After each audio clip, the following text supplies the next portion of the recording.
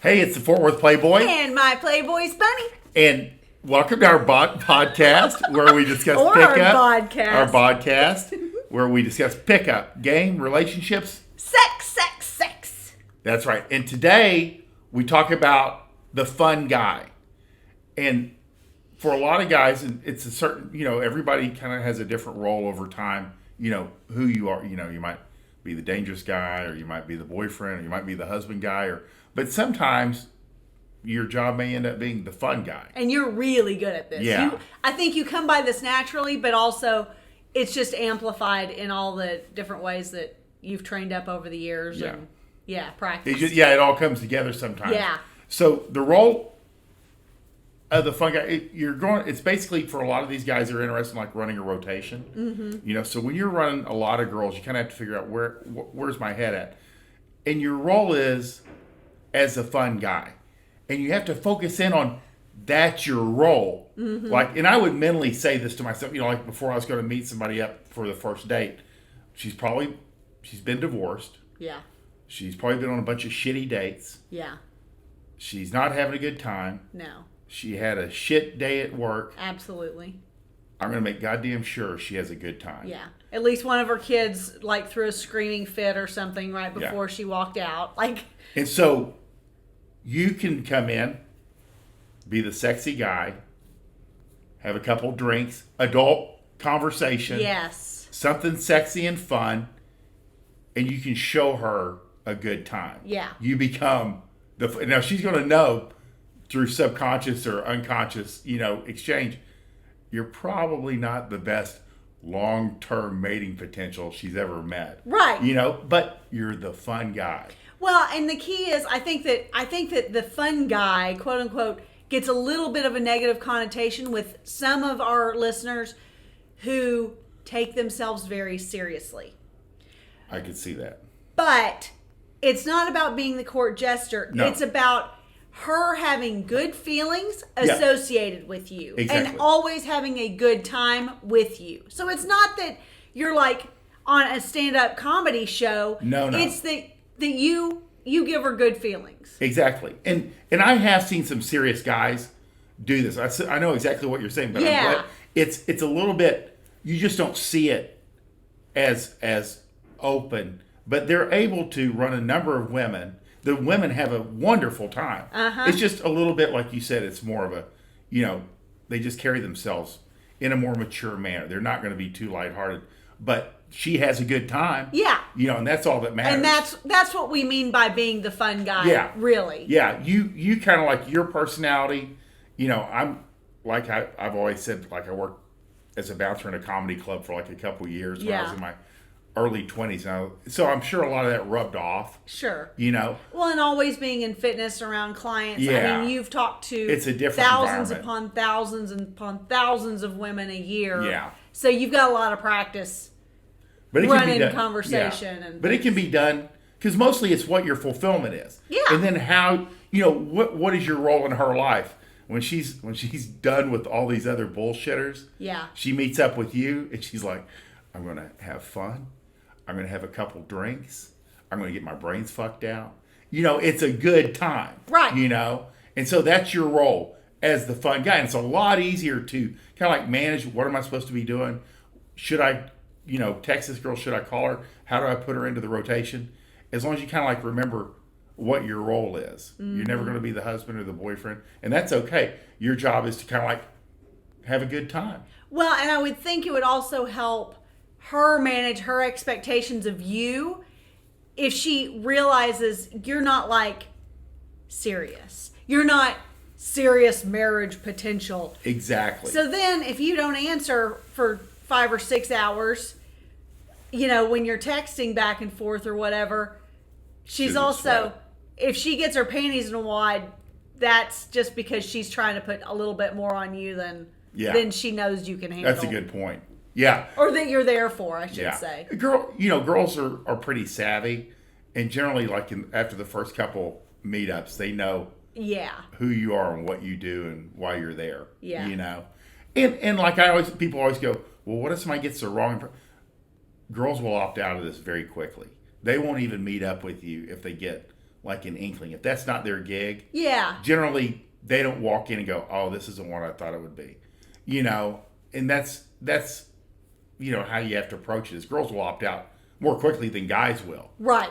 Right. And so managing this, that's number one.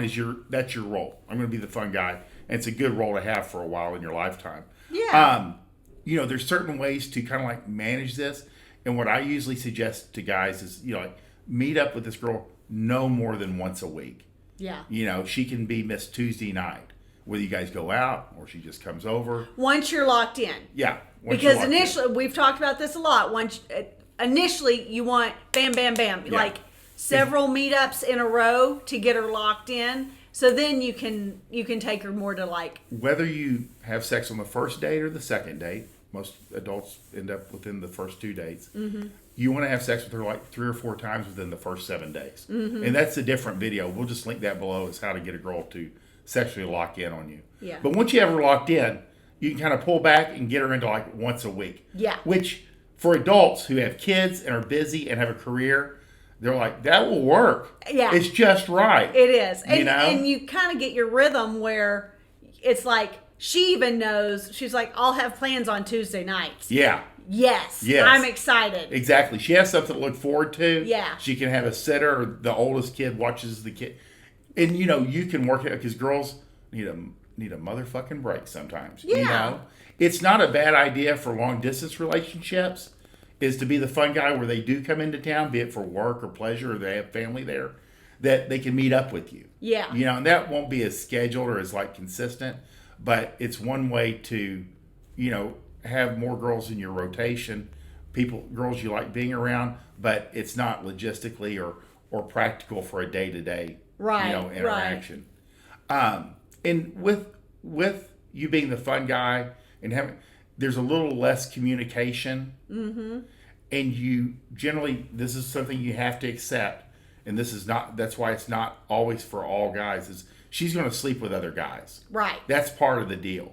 And you don't ask, you just acknowledge it. She might tell you that she's like somebody else is kind of like becoming a more serious. Because they do start hedging their bets as, they start getting more serious with it because they're like, what am I going to do with Bob?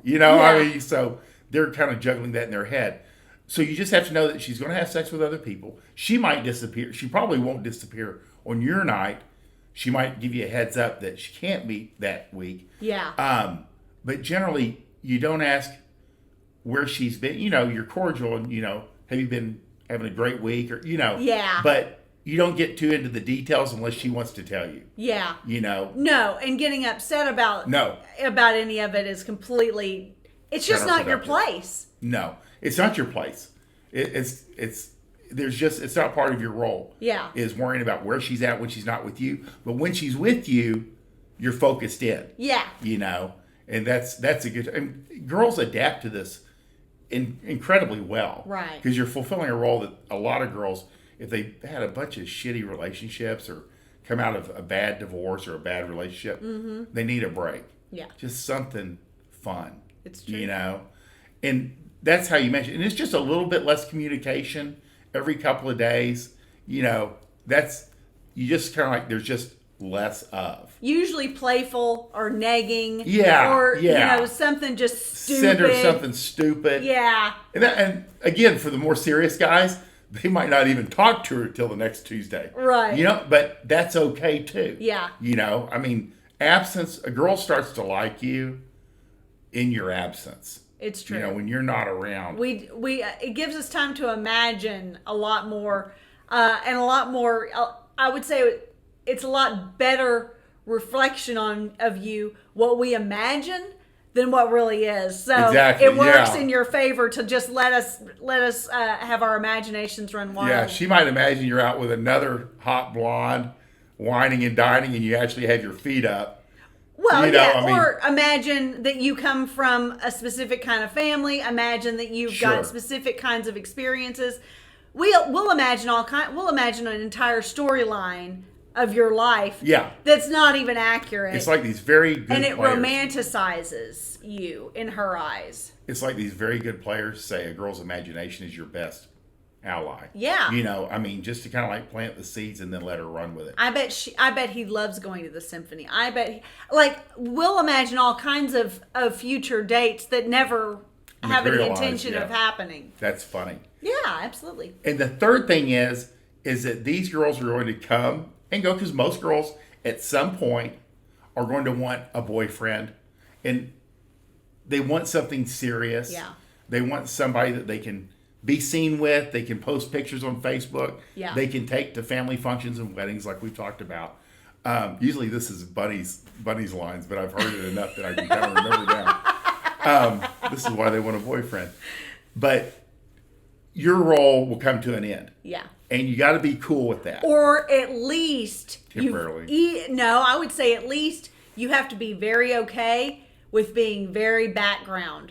You Yeah. can't get your dick in a wad when you see her on Facebook at an event with another guy talking about how happy she is because she's going to be screaming your name on Tuesday night. But you can't be upset about it at all. You do. I mean, it's like any other thing. You kind of like got to practice. Yeah. You know, if you have kind of any joke, because some of that stuff can be extinguished. But you have a good point, because you see her out. Yeah. And you might even see her out. You may actually bump into her. Exactly. But that's something you don't bring it up. She'll bring it up. Oh, I mean, most likely Sure. I did this, and I don't know if you saw this. Well, and she's doing that to gauge your reaction, Yeah. because if it gets you worked up, she's gone. or she thinks she's got a bigger hold on you than she does, Yeah. and she ends up dumping the boyfriend for someone, who has zero intention of being more than what you are right now. Exactly. So you have to be can really see that. careful about this. Yeah. No, she'll totally, if she thinks that upset you and made you jealous, she's like, oh, good. Yeah, because I exactly. actually have more fun with this guy. Yeah. I would rather be with him. Yeah. So she'll totally hedge her bets on you, who has no intention Yes. of anything You're more. just having a natural reaction, Yeah. which you don't know enough to suppress yet. But listen to this podcast, you'll know. Yeah. I mean, you're like, yeah, I need to shut Listen it. to the podcast. Yeah. Get on Forward but Playboy's it's a mail list. common mistake that guys learn. Yeah. And that way you just have to be very neutral. You have to, if you do find out, if she does bring you, I hope you had a good time. Yeah. Let's go. I mean, you just change the subject and keep moving in your direction, because you guys are going to have a good time. Well, and I think if she's out on a hot date or something and has posted pictures or at an event, I think a good way to handle that, if she brings it up, is be like, yeah, next time we get together, you need to wear that dress, because I'm going to rip it off of you. Oh, I yeah. mean, something like that, where it's like, yeah, that was a good dress pick. is going to be on the floor. Yeah. That's funny. That's good. Seriously. That's exactly it. That's the way to do it. Yeah. So it's She feels good about herself. She knows that you're not jealous. Yeah. And that you're going to use it to your own advantage. exactly. That's hot. That's good. Thank you. Third thing, like we said, is at some point you're probably going to get the talk. And it's not the talk that you've had. They'll say, this is probably the last time we can have sex, because Yeah. Mike and I think he's going to pop the question. Or He's he's starting to just get getting really more serious. Yeah. And she can't go missing every Tuesday night. Yeah. Because Mike, who has no idea she's ever had sex with anybody else, is going to become concerned or start looking around for her. So you just have to get used to that. You're going to get this is the last time I can see you. Sometimes it doesn't work out. Yeah. She'll come back around. Yeah. Sometimes it does. They end up married. They're posting wedding pictures. Yeah. But you had a time with her. And Yeah. a good memory. And that's your job. Yeah. Is to instill those good memories. And you kind of reinforce what you do. And you're running different girls, so you tend to get distracted pretty quick. But that's the deal. Yeah. You have to be cool when they're ready to go. Exactly. You have to be okay with it. And then, and when she has that talk with you, it's great, because it's usually before you have sex or before you have sex again. So you're going to, Exactly. literally, you can just fuck her brains out and send her on her way. Send her in a good mood with Yeah. good memories. Yeah. And that's your job as a fun guy. It's Yeah. a good job. You're gonna, of all the things that a guy can fulfill for a while, it's an honest living. Oh, good. Did you get paid well? No, it cost me a lot of money to do it. It was very expensive. And it got you a girlfriend. God See, damn. that's don't fuck up. That's how you know. He starts running all the other ones off. Oh. But stay with the main points. Don't mess up at the end like I did and fumble in the end zone.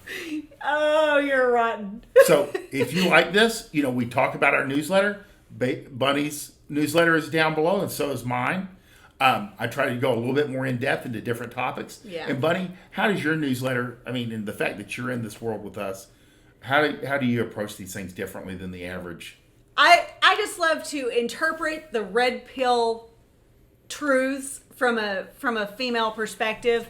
And it helps that I'm super sexually enthusiastic and super pro, hot sex, hot relationships, fun, all the things that we talk about a lot. I think that it comes across in my newsletter, but mainly I want you to know why the red pill stuff works. Mm-hmm. And it's not just because some guy at a computer says it does. No. I'm telling you this is why from a girl's perspective. Exactly. We try to give you the why these things are happening as like they do. Yeah. But the newsletters are down below. And if you like this, please hit the thumbs up button, subscribe, and comment if you have anything to add. We would love to hear your comments. We love your comments. Yeah, we do. We really do. We Yeah. like to interact. Hope you guys have a great day.